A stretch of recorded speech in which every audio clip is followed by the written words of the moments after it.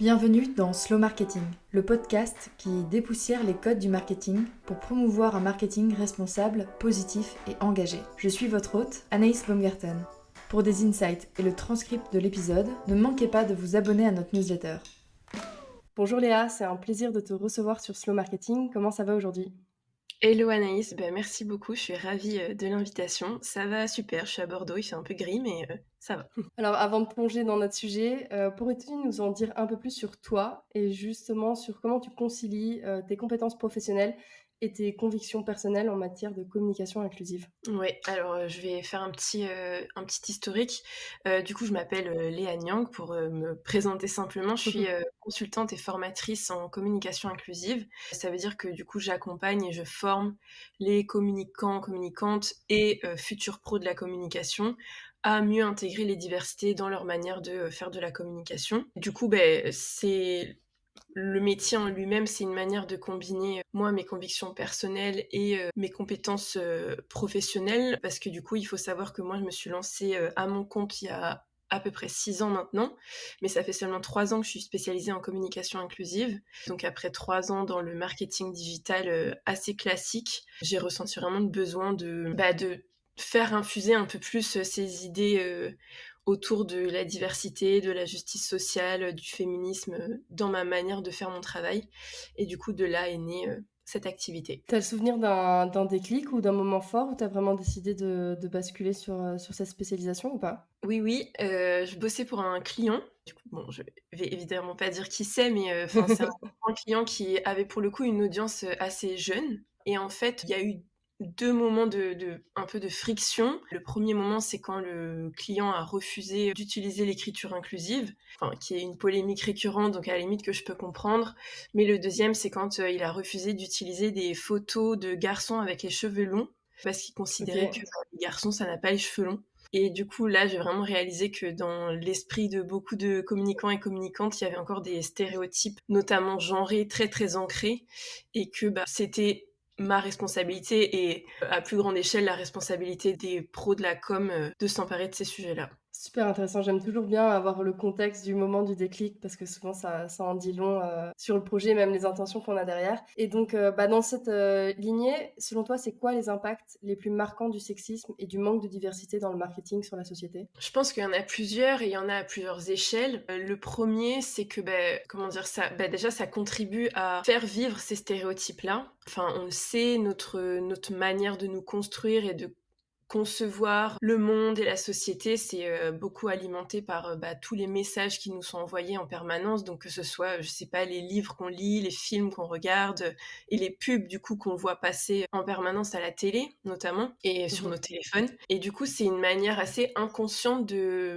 continuer à propager ces stéréotypes-là, de jamais les questionner. Après, je pense qu'il y a aussi un deuxième sujet qui peut-être est à un niveau un peu plus individuel, même si ça a des répercussions au niveau sociétal, voire j'ai envie de dire systémique. C'est que quand on fait pas l'effort de diversité et quand on sort pas de la norme et des manières normées de représenter les gens ne se sentent pas concernés, ne se sentent pas comme, enfin, se sentent justement exclus de la norme, se sentent trop différents ou différentes pour être pris ou prises en compte. Ça a des conséquences sur la santé mentale, ça a des conséquences sur la manière de se projeter dans certaines opportunités, des opportunités de carrière par exemple, des opportunités économiques, mais aussi des opportunités un peu plus, je sais pas moi, de hobby, je dis n'importe quoi, mais la manière par exemple dont les entreprises autour du sport représentent systématiquement le même type de personnes, blanches, mince, valide, implicitement, ça exclut toutes les autres personnes qui rentrent pas dans ces cases-là,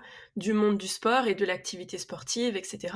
Ça concerne tout un tas de secteurs. Donc voilà, je dirais à deux échelles pour résumer, le fait que ça contribue à renforcer des stéréotypes déjà très présents et à une seconde échelle, le fait que ça exclut et que ça fragilise des personnes qui ne se sentent jamais représentées. Ouais, je trouve ça super intéressant. Il y a pas longtemps, j'ai entendu une intervention de Thomas Burbidge, qui a un podcast notamment sur l'entrepreneuriat et le freelancing, et qui utilise le féminin neutre ou en tout cas l'écriture inclusive dans sa manière de présenter, mais souvent il a tendance à tout féminiser et donc il expliquait dans cette intervention que c'était logique parce que la majorité de son audience était féminine. Ça, c'était le premier point. Et que le deuxième, à partir du moment où il a vraiment fait le choix d'utiliser ce féminin neutre, il a eu des retours d'auditrices disant merci, parce qu'en fait, je me rendais pas compte à quel point, quand on disait tout le temps, bah, les auditeurs, chers auditeurs, etc., je me sentais pas autant concernée que quand on dit les auditrices.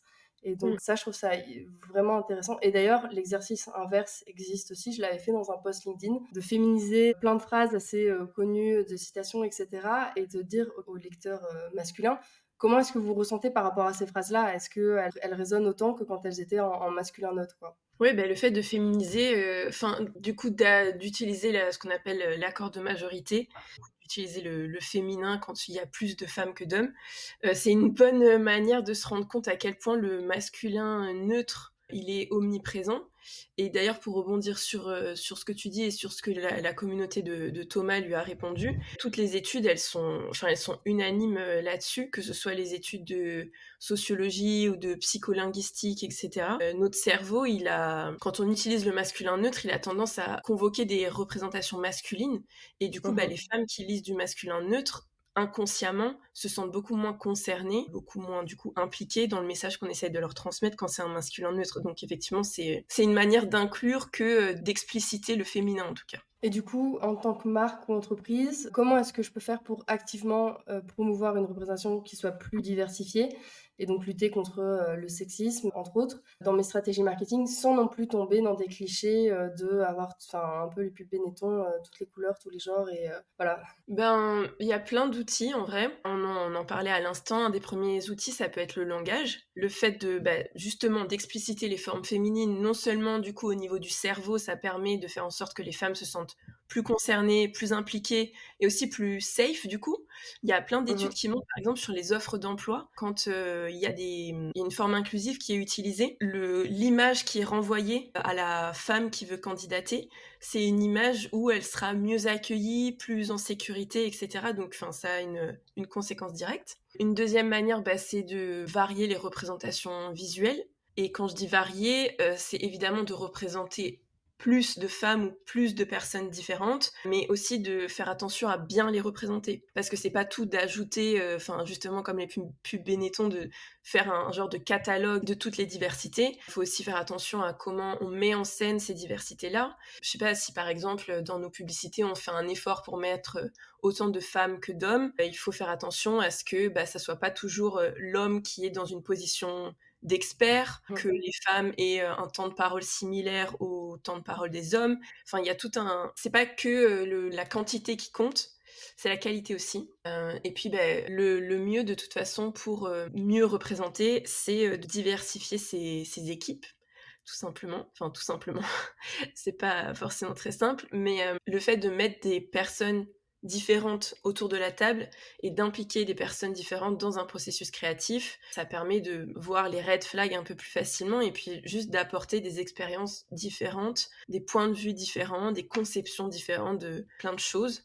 Et pour moi, ça me paraît être une première étape méga importante. Ouais, je souligne ce que tu as dit par rapport au fait de varier les représentations visuelles et surtout les varier, mais pas non plus, enfin, quand même sortir de leur rôle stéréotypé, quoi. C'est-à-dire qu'on va pas mettre plus de femmes si c'est pour en fait toujours les représenter dans des rôles domestiques ou passifs, etc. Même chose avec les situations de handicap. Enfin, ça c'est, enfin, je pense que ça c'est important à souligner sur ce point-là. Est-ce que justement tu as des exemples concrets de campagnes de marketing qui ont vraiment réussi à briser ces stéréotypes de genre et à promouvoir une plus grande représentativité? Alors j'ai envie de t'en donner 3. Je vais quand même aller assez rapidement, mais déjà à l'échelle internationale par exemple, la marque Fenty, enfin les marques Fenty de Ouais. Rihanna sont quand même un exemple, très très bon exemple, très bon élève au niveau de la diversité. Alors non seulement il est question de représenter plus de types de femmes, donc d'ethnicités différentes, de morphologies différentes, d'âges différents, etc. Il y a des femmes en situation de handicap, enfin voilà. Vraiment là on est à fond dans la diversité. C'est poussé jusqu'aux influenceurs et influenceuses avec qui la marque travaille. Enfin, c'est vraiment tout un écosystème qui est pensé autour de la diversité et de l'inclusion, de la représentativité. La marque a été vraiment fondée sur cet ADN-là. Et d'ailleurs, ça challenge aussi tout ce qui est... la notion du genre en elle-même, puisque de plus en plus, là, on voit des personnes issues de la communauté LGBT qui questionnent un peu ce genre binaire, quoi. Mhm. Un deuxième exemple, plus en Europe, c'est une campagne que j'aime bien. C'était une campagne de Heineken qui date de 2022, qui essayait de challenger un peu les stéréotypes justement autour du genre, où on voit plusieurs couples dans une soirée. Bon, ce sont des couples hétéros à chaque fois, mais du coup, le serveur systématiquement sert le cocktail à la femme et la bière à l'homme, et du coup, on les voit échanger à chaque fois. Du coup, le message final, c'est les femmes aussi boivent de la bière. Je pense que c'est des manières subtiles de rentrer dans le quotidien des gens, de mettre le doigt sur des tout petits stéréotypes genrés qu'on a dans le quotidien. Et un troisième exemple, un exemple français, c'est une marque que j'adore qui s'appelle Moods, qui est plutôt dans le fait de challenger le genre binaire. C'est une marque française de culottes menstruelles, du coup, qui justement sort de cette binarité de genre pour inclure notamment les personnes trans, en s'adressant notamment à des hommes trans qui ont aussi leurs règles et qui donc peuvent aussi utiliser les culottes menstruelles, et qui font une grande place à ces personnes trans dans leur campagne de communication. Super intéressant. Mais est-ce que tu trouves pas que des fois, et notamment peut-être la campagne d'Heineken, on pourrait aussi la retourner dans le sens où ils vont utiliser ce sujet pour vendre plus de bière pour ouvrir un marché féminin, tu vois, un peu comme du pinkwashing. Je me Ben, fais un peu l'avocat du diable, mais... ouais, non, mais j'entends, mais en même temps, les entreprises, elles sont là pour vendre. Mhm. La diversité et inclusion, et notamment plus de représentativité dans la com et dans la pub, c'est montré. Enfin, ça crée plus de Ouais. chiffre d'affaires et plus de ventes. Donc en même temps, je pense qu'elle serait un peu bête de se priver de ça. Après, effectivement, la question, c'est est-ce que c'est suivi derrière par des actions concrètes au niveau RH, au niveau managérial, au niveau produit, au niveau production, au niveau distribution. Enfin voilà, effectivement, ça rentre dans tout un écosystème qu'il faut penser autour de ça.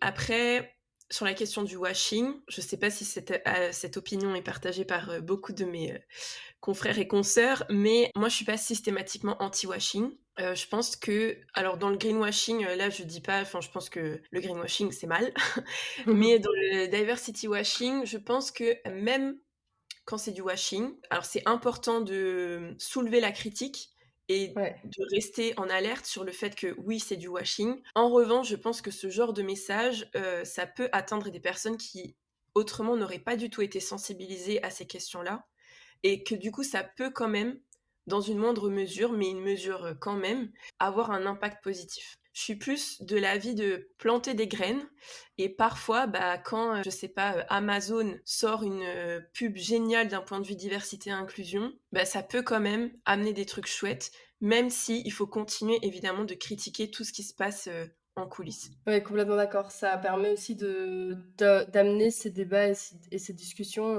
en dehors peut-être de nos cercles militants et où on est un peu d'entre-soi et on va pas forcément atteindre le grand public en fait sur ces sujets-là. Je voulais rebondir aussi par rapport à la marque Fenty. Tu parlais de la diversité, de la remise en question du genre, mais je trouve qu'aussi sur leur campagne, ce qui est intéressant, c'est la diversité en âge, toi, des produits cosmétiques, etc. Et ça me fait vraiment penser à, il me semble que c'est dans Sorcière de Mona Chollet, où justement elle parle de la place de la femme, plus de 50 ans, on va dire, dans la société, et que justement, qu'en fait, à partir du moment où on a des cheveux blancs, des traces de vieillesse, etc., on n'existe plus en tant Mm. que personne, en tant qu'individu, et qu'on est relégué dans une catégorie un peu de outcast, de sorcière, justement. Et je trouve que, typiquement, la marque Fenty a vraiment travaillé aussi sur l'inclusion de tous les âges. Toi, comment est-ce que quand tu accompagnes des clients justement sur de la communication inclusive, comment est-ce que tu conseilles par rapport au sujet d'éviter l'appropriation culturelle? Vaste sujet. L'appropriation Mhm. culturelle, peut-être si on peut Ouais. rappeler ce qu'est l'appropriation culturelle. L'appropriation culturelle, c'est le fait pour une culture, du coup, de prendre des éléments d'une autre culture pour les utiliser à son profit, d'une manière Mhm. qui est souvent détournée et ou peu respectueuse. Je précise aussi que du coup, il y a une différence entre appropriation culturelle et appréciation culturelle. On peut apprécier les éléments d'une culture sans en tirer profit, que ce soit financier ou profit d'image. Et pour qu'il y ait appropriation culturelle, il faut qu'il y ait une relation de domination entre les deux cultures. Du coup, pour éviter l'appropriation culturelle, la première question que j'ai envie de poser, c'est est-ce que la culture qu'on essaye de mettre en avant a vraiment besoin de nous pour exister et être visible? Souvent, la réponse, c'est non. Et ça, c'est un peu un comportement qu'on appelle de white saviorisme, c'est-à-dire le blanc sauveur qui veut absolument venir mettre son grain de sel et apporter son aura pour mettre en avant des cultures minorisées. Je pense que dans beaucoup de cas, c'est pas nécessaire. Après, si on estime que c'est vraiment nécessaire, la manière de pas faire de l'appropriation culturelle, c'est d'impliquer la culture concernée. C'est jamais OK de faire un truc dans son coin. Le minimum, c'est de rétribuer la culture dont on s'approprie les éléments, que ce soit d'un point de vue, mise en avant financière, main-d'œuvre, je sais pas, une manière de rétribuer.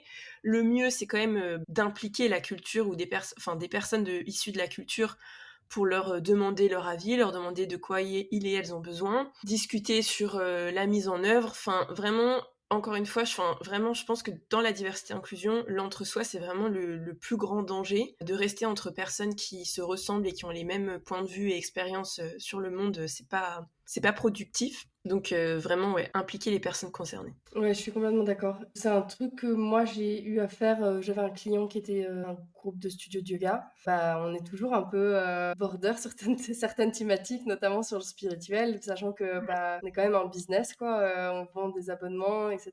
Mais il y a toute une partie du contenu du business qui pour le coup est spirituel, a une forte connotation culturelle qui est pas la nôtre. Donc ouais, je trouve ça vraiment intéressant de rappeler parce qu'en fait justement il y a aujourd'hui, enfin les lignes sont plus autant marquées, c'est-à-dire qu'aujourd'hui le yoga c'est marketé comme une activité comme une autre en Occident et du coup enfin, c'est compliqué et à la fois c'est à prendre en compte je pense ce côté comment est-ce qu'on revient aux origines, aux sources et que en fait on n'est pas juste en train de vendre notre business et que j'allais dire on rend à César ce qui est à César mais ça ouais ça marche.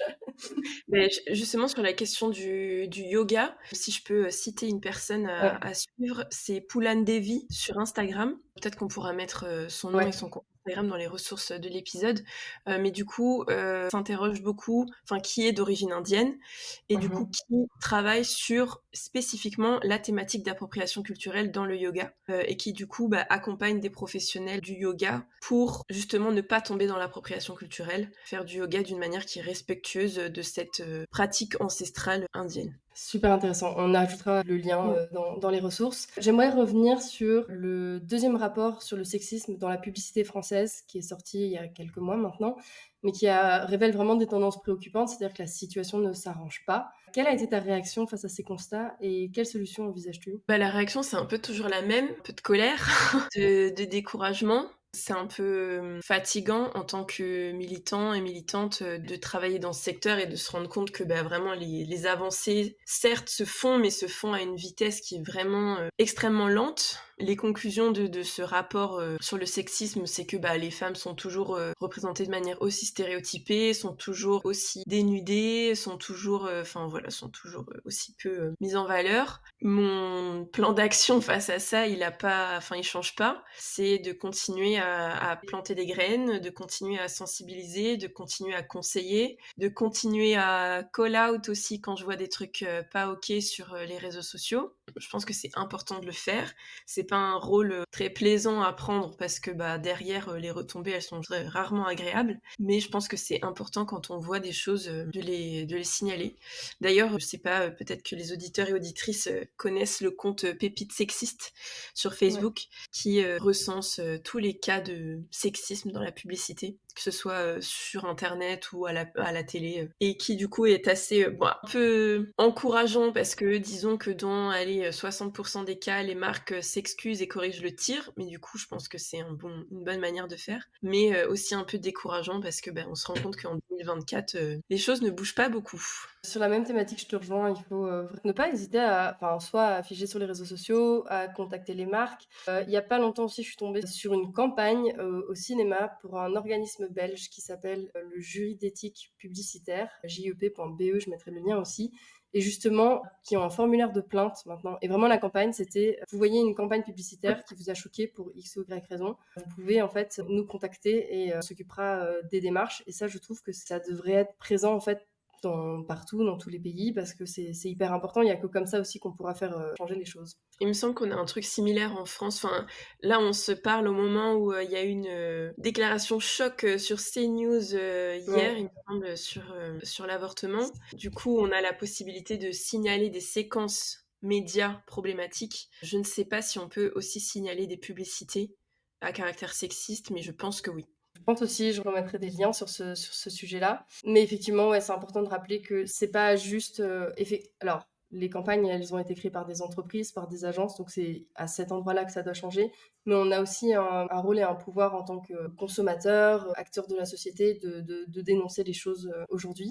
Et bah, pour revenir sur le côté entreprise, toi aujourd'hui, comment est-ce que tu pourrais conseiller une entreprise, une marque qui voudrait s'engager dans une communication plus inclusive? Par où commencer? Quels seraient les premiers pas? Moi, je pense que le premier pas, c'est celui de se former. Je pense pas qu'on puisse plonger dans le sujet sans se sensibiliser. La communication inclusive et de manière plus générale, le secteur diversité et inclusion, ça concerne tout un tas de branches, etc., sur lesquelles il faut se former. Si on n'a jamais lu sur les questions d'antiracisme ou d'antisexisme ou de LGBT-phobie, on peut pas savoir sans se renseigner. Donc ouais, déjà se former, que ce soit de son côté ou auprès de spécialistes. Et puis la deuxième étape, ça me semble être un audit. Quand je dis un audit, c'est non seulement un audit de nos contenus, prendre, je sais pas, sur la dernière année, tous les contenus qu'on a produits, que ce soit contenu écrit, contenu visuel, les événements qu'on a organisés, essayer d'évaluer à quel point tous nos contenus sont inclusifs ou pas. Mais c'est aussi faire un audit de tout notre écosystème, avec qui on travaille, avec quelles agences on travaille. Nos équipes, elles sont composées de qui? Nos distributeurs, c'est qui? Auprès de qui? C'est qui nos clients finaux? Est-ce que dans la manière de, je sais pas, d'essayer d'évaluer un marché, est-ce qu'on n'a pas des biais? Enfin voilà, c'est vraiment faire un audit, mais vraiment complet pour identifier où se situent nos biais, parce que c'est eux qui nous empêchent d'aller vers une représentativité authentique et juste et pertinente, et continuer à se former. Je trouve ça vraiment intéressant cet aspect d'audit parce qu'on a tendance à voir l'audit, surtout en communication et marketing, d'un aspect vraiment héroïste, quoi, retour sur investissement de nos campagnes, regarder ce qui fonctionne pas. Et c'est la première fois que j'entends parler d'un audit de contenu qui prend en compte vraiment cet aspect inclusion et diversité. En termes de formation, toi, tu as des ressources que tu recommanderais qui sont, je sais pas, des podcasts, des formations, des livres qui te passent par la tête là? Alors, je sais pas si j'ai le droit de faire ma propre pub à moi, mais moi, du coup, je propose un certain nombre de formations, des formations sur le langage inclusif notamment, mais aussi des formations plus générales sur la com inclusive plus largement, mais en général, c'est des formations que je développe sur mesure avec mes clients. Après, moi, je me suis beaucoup formée auprès de personnes concernées directement. Peut-être que je peux citer quelques comptes Instagram, parce que souvent, c'est des comptes Instagram. Très fan de micro-contenu. Par exemple, Aggressively Trans, Lexi, sur Instagram, sur les questions de transidentité. Sur les questions d'antiracisme, le compte Semblant de Rien, ou Décolonisons-nous, ou encore Histoire crépue. Sur les questions de sexisme, bon là je baigne vraiment dedans, donc Léa Lejeune a écrit un bouquin intéressant sur le féminisme washing. Je pense que c'est aussi intéressant d'aller voir vers des féminismes intersectionnels, notamment des afroféministes, mais peut-être qu'on pourra compléter la liste à l'écrit. Ouais, bien sûr, avec plaisir. Et je suis totalement d'accord avec toi, justement sur ces sujets de diversité, comme tu l'avais mentionné avant, c'est important. Tu l'avais mis dans les outils de diversifier ses équipes. Maintenant, bah, on n'a pas forcément tous l'opportunité de diversifier ses équipes. Enfin, tu vois, par exemple, moi, je travaille toute seule. Donc, mon équipe, c'est moi. Mais sur la formation, en fait, aujourd'hui, on est quand même dans une période où on a accès à ces points de vue différents-là de manière très facilement. Et c'est aussi à nous de proactivement ouvrir notamment ces réseaux et d'aller suivre ces comptes qui parlent d'autres choses, d'autres histoires, d'autres expériences qui sont pas notre propre expérience. Et ça, je pense que c'est hyper important. Sinon, on a tendance à rester dans son petit microcosme où on va voir que du contenu. En plus, surtout sur les réseaux sociaux, les algorithmes sont faits pour ça. Donc, pour vous ne donner que du contenu qui vienne un peu nourrir votre petit ego et vos petites problématiques. Et c'est rare, si on ne vient pas le faire le travail de soi-même, d'aller voir d'autres informations, d'autres sujets, quoi. Donc ça, c'est des super idées de compte.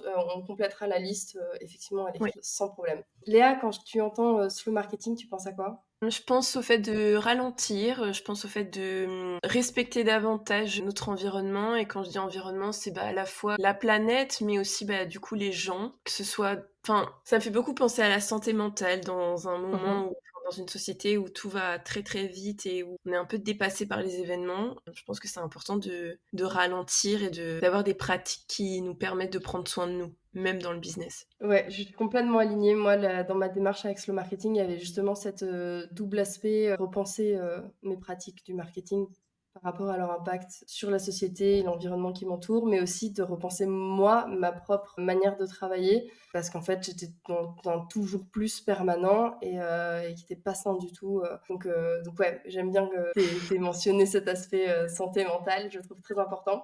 Pour finir, si tu devais recommander une action à toutes les marketeuses et les marketeurs qui nous écoutent pour justement mettre en place des campagnes, des stratégies marketing qui soient plus inclusives, qui aient plus de diversité, ça serait quoi ? Justement, je pense qu'on va un peu se répéter, mais vraiment c'est le fond de mon message dans toute mon activité. Je pense qu'il faut vraiment s'ouvrir à d'autres perspectives. Et du coup, je pense qu'une première action assez simple, ça serait, je sais pas, de suivre 5 comptes Instagram de personnes qui nous ressemblent pas du tout. Voire qui ont des opinions qui nous dérangent et qui nous mettent dans l'inconfort. Ouais, complètement d'accord. Ça permet de prendre des points de vue différents. Et puis surtout, comme tu dis, surtout dans nos métiers de communication et marketing, on ne s'adresse pas uniquement à une cible qui nous ressemble. Et donc, c'est important aussi, je pense, de prendre en compte ces points de vue-là. Et tu vois, on mentionnait justement l'épisode sur les statistiques sur l'avortement. Et moi, je lisais ce midi sur le compte Préparez-vous pour la bagarre, un compte à suivre absolument. Elle recevait des commentaires sur le fait que, mais pourquoi, de toute façon, que les personnes qui écoutaient, regardaient CNews, de toute façon, étaient perdues d'avance et qu'il fallait même pas s'en occuper. Je trouve que ça montre un snobisme énorme de dire que en fait parce que on regarde ces news ça avait vraiment une espèce de rupture dans la société. Et en fait, si on a cette attitude là aussi, avec toutes les personnes qui pensent différemment que nous, on va jamais pouvoir retrouver un point d'entente et de discussion et d'évolution en fait. Ouais, non, mais complètement d'accord. Ça me fait penser à... J'ai participé à des rassemblements antiracistes au cours de la dernière année, et il y avait eu un discours hyper fort qui m'avait vachement marqué, qui parlait de la montée du racisme en France et du fascisme même, de la montée de l'extrême droite, etc. Et la personne disait qu'il fallait arrêter de se concentrer uniquement sur les personnes qui étaient visiblement racistes et visiblement d'extrême droite, et qu'il fallait aussi commencer à s'adresser à toutes les personnes qui soit se sentaient même pas concernés par les messages politiques, soit qui juste étaient là et attendaient, quoi. Je pense qu'il y a une part immense de la population qui, pour l'instant, ne se sent pas concernée par ces sujets-là, mais qui représente un poids sociétal et un poids économique et politique énorme. Et c'est pas, ça ne nous sert pas, nous, dans nos causes militantes et vers plus de justice sociale, d'ignorer ces personnes-là. Et je pense que c'est bénéfique pour nos causes de faire preuve de pédagogie et de patience et de bienveillance envers ces personnes-là, quitte à recommencer le niveau de formation au niveau 0, quoi. Et je pense qu'il y a que comme ça qu'on peut avancer vers un monde plus juste et plus égalitaire. Je suis complètement d'accord, parce qu'en fait, je pense qu'il y a énormément de personnes qui se sentent pas concernées parce qu'ils se sentent pas racistes ou sexistes parce qu'ils font rien de mal, alors qu'enfin, on a tous des biais racistes et sexistes parce qu'on évolue, on a grandi dans une société raciste et sexiste, qui du coup vont avoir une position d'indifférence, mais qui vont continuer à perpétuer quand même ces stéréotypes de manière inconsciente. Donc, et notamment, en fait, ça revient la boucle, à ces mêmes personnes-là qui vont décider de stratégies de communication, marketing, sans avoir conscience de ces stéréotypes et de ces clichés-là, quoi. Léa, merci beaucoup pour cette conversation et toutes ces ressources qu'on ajoutera dans l'article qui accompagnera cet épisode. Si on veut aller plus loin et te suivre, c'est quoi le meilleur moyen de rester en contact avec toi ? Alors, on peut me suivre sur LinkedIn, du coup, Léa Nyang, ou alors sur Instagram, Léa A. Nyang, avec 2 A au milieu. Super, j'ajouterai les liens aussi dans la description. Merci beaucoup. Merci à toi, Anaïs. C'est tout pour aujourd'hui. Rendez-vous dans 2 semaines pour un nouvel épisode. Si tu ne veux rien louper, abonne-toi à la newsletter ou à mon profil LinkedIn, Anaïs Baumgarten. Tous les liens sont dans la description. Merci pour ton écoute et à très vite sur Slow Marketing.